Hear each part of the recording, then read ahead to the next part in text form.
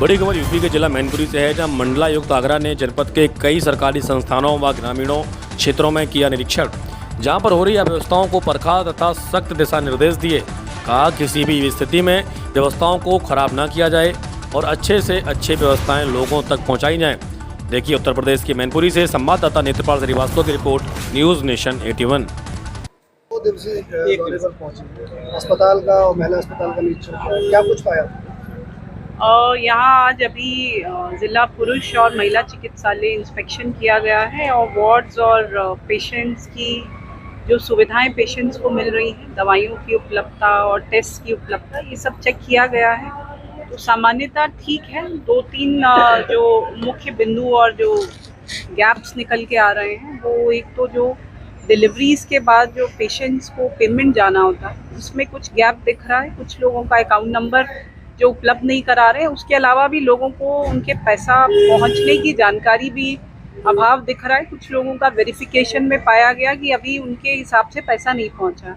तो एक वो है। दूसरा जो ANMs को भी भुगतान होता है, उसमें भी 1-2 इशू संज्ञान में आए हैं। उसमें भी एक जगह की शिकायत आई है, उसको चेक कराया जाएगा। अगर वो सही पाई जाती है तो उस पर कार्रवाई होगी। बाकी जो टेस्टिंग सेंटर्स हैं, वो मशीन सब जगह उपलब्ध हैं, संचालित हैं, लेकिन अभी उसको और बढ़ाने की ज़रूरत है, क्योंकि इंफ्रा होने के बाद हम उसको पूरी तरह से यूज़ करें। एक्सरे है, चाहे अल्ट्रासाउंड है या टेस्ट है, वो एक ध्यान देने की ज़रूरत है। बाकी सब चीज़ें नॉर्मल हैं। स्ट्रक्चर मैडम, स्ट्रक्चर की यहाँ लगभग कोई कमी नहीं है। एक कोविड सेंटर यहाँ बनाया गया था पीछे, जिस यूनिट उसमें सभी लगे हुए बच्चों के लिए था।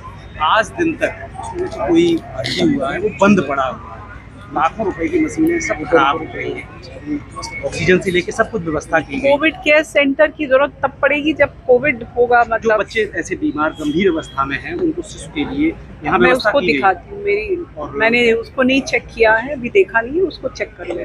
मैम, एक शिकायत और भी आई, ब्लड की जांच को लेकर 12 बजे वो आप लोगों ने जैसा बताया, उसमें मैंने आपको अभी बताया कि टेस्टिंग और बढ़ाने की ज़रूरत है। दूसरा जो गवर्नमेंट के मानक हैं, जो डॉक्टर्स द्वारा दिखाए गए हैं, कि वो यही है कि 12 बजे तक टेस्ट कलेक्ट किए जाएं, सैंपल्स, उसके बाद उसकी टेस्टिंग की जाए। इमरजेंसी के जो पेशेंट्स हैं, उसकी 24 घंटे की सर्विस रहती है, लेकिन मैंने कहा है उसको थोड़ा और फ्लेक्सिबल एज पर अवेलेबिलिटी कर सकते हैं, ताकि अगर कोई आ गया है तो वो मिनिमम वापस जाए। लेकिन क्योंकि वही स्टाफ है, वही मशीनरी है, तो टेस्टिंग के साथ साथ रिज़ल्ट प्रोसेसिंग भी करना होता है। उसमें समय, क्योंकि उतना ही समय है, तो गवर्नमेंट के जियो के अनुरूप कर रहे हैं। लेकिन प्रयास ये किया जाएगा इनके द्वारा, जो डायरेक्शन दिया गया है, कि पेशेंट अगर टेस्टिंग तक पहुंच जा रहा है तो उसको वापस नहीं लौटाया जाना। बतौर कमिश्नर आप पहला जनपद का दौरा है। यहाँ एक जिला अस्पताल की इमरजेंसी में एक समस्या है लॉ एंड ऑर्डर से। यहाँ अगर चौकी एक बना दी जाए, जिससे यहाँ PM के लिए भी जो लोग आते हैं,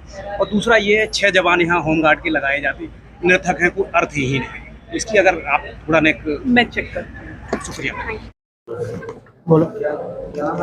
अमित कुमार। हमें बुखार था बहुत तेजी से, हम पे खराब ही नहीं हुआ जा रहा था। तो डॉक्टर साहब ने जांचें लिखी और यहाँ पे आज जांच के लिए आए, तो उन्होंने बोले 12 बजे तक होती हैं, उसके बाद नहीं होती हैं। फिर आपने जांच कहाँ कराई? फिर मैंने बाहर जाके जांच कराई, इसलिए क्योंकि मुझे तबीयत ज़्यादा खराब थी। कितने रुपए लिए गए? बाहर से हमसे 300 रुपये लिए गए।